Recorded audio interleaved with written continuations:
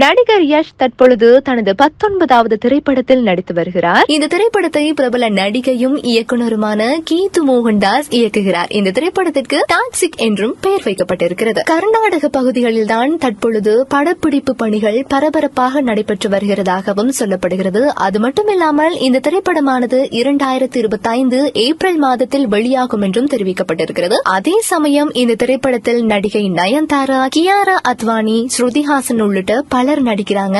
இதில் நடிகர் யஷ் ஸ்டைலிஷான நடிகனாக நடிக்கின்றார் என்ற தகவலும் பரவி இருக்கின்றது. இந்த திரைப்படத்தின் மீதான எதிர்பார்ப்பு பெரிய அளவில் இருந்து வரும் நிலையில் படம் தொடர்பான புதிய அப்டேட் ஒன்று கிடைத்திருக்கிறது. அதன்படி இந்த திரைப்படம் 1950 முதல் 1970 வரையான காலகட்டத்தை மையமாக கொண்டு போதைப் பொருளுக்கு எதிரான பின்னணியில் உருவாகும் ஆக்ஷன் திரைப்படமாக இருக்கும் என்ற தகவல் வெளியாகியுள்ளது.